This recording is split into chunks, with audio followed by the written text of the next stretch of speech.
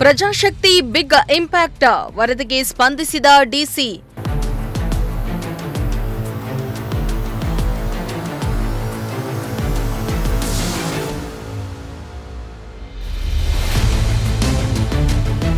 ಕುಡಿಯುವ ನೀರಿನ ಸಮಸ್ಯೆಯನ್ನ ಆಲಿಸಿದ ಜಿಲ್ಲಾಧಿಕಾರಿ.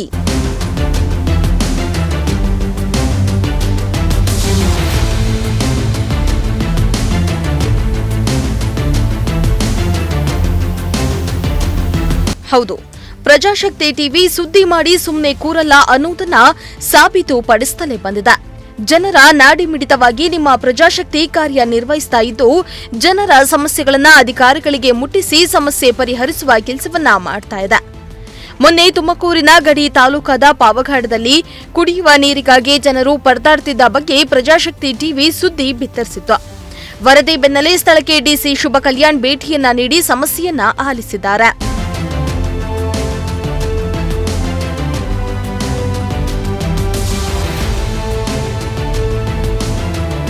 ಪಾವಗಡ ತಾಲೂಕಿನ ರಪ್ಪೆ ಗ್ರಾಮ ಪಂಚಾಯಿತಿಯ ನಾಗೇನಹಳ್ಳಿ ಗ್ರಾಮದಲ್ಲಿ ಕಳೆದ ಕೆಲ ದಿನಗಳಿಂದ ಕುಡಿಯುವ ನೀರಿನ ಸಮಸ್ಯೆ ಉದ್ಭವಿಸಿದ್ದು, ಜನರು ಪರದಾಡ್ತಾ ಇದ್ರು.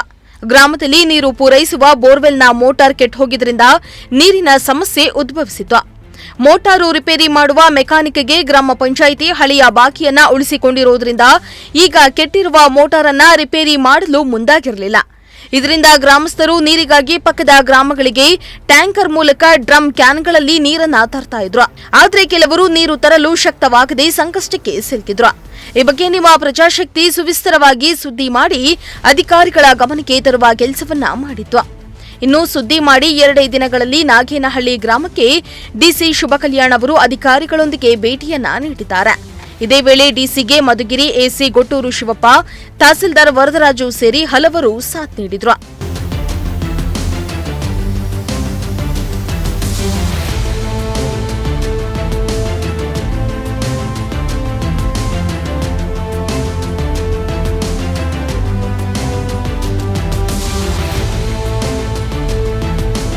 ನಿನ್ನೆ ಸಂಜೆ 6 ಗಂಟೆ ಸುಮಾರಿಗೆ ರಪ್ಪೆ ಗ್ರಾಮ ಪಂಚಾಯಿತಿ ವ್ಯಾಪ್ತಿಯ ನಾಗೇನಹಳ್ಳಿಗೆ ಡಿಸಿ ಭೇಟಿ ನೀಡಿ ನೀರಿನ ಸಮಸ್ಯೆ ಬಗ್ಗೆ ಮಾಹಿತಿಯನ್ನ ಪಡೆದುಕೊಂಡು ಸಮಸ್ಯೆಯನ್ನ ಬಗೆಹರಿಸಿದ್ದಾರೆ. ಇದೇ ವೇಳೆ ಶುದ್ಧ ಕುಡಿಯುವ ನೀರಿನ ಘಟಕದಲ್ಲಿ ಕಾಯಿನ್ ಸಿಸ್ಟಮ್ ಅಳವಡಿಸಬೇಕೆಂದು ಗ್ರಾಮಸ್ಥರು ಡಿಸಿ ಶುಭ ಕಲ್ಯಾಣ್ ಬಳಿ ಮನವಿಯನ್ನ ಮಾಡಿಕೊಂಡಿದ್ದು, ಕೂಡಲೇ ಈ ವ್ಯವಸ್ಥೆ ಮಾಡಿಕೊಡುವಂತೆ ಸ್ಥಳದಲ್ಲಿಯೇ ಇಂಜಿನಿಯರ್ ಬಸವಲಿಂಗಪ್ಪಗೆ ಸೂಚನೆಯನ್ನ ನೀಡಿದ್ರು.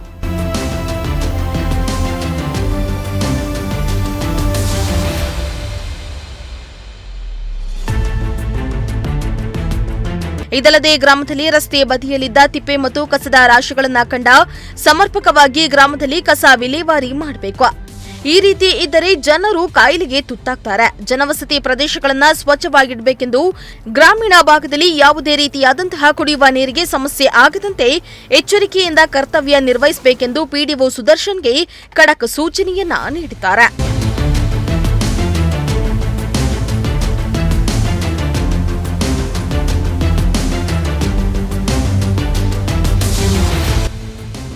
ಇಮ್ರಾನುಲ್ಲಾ, ಪ್ರಜಾಶಕ್ತಿ ಟಿವಿ, ಪಾವಗಡ.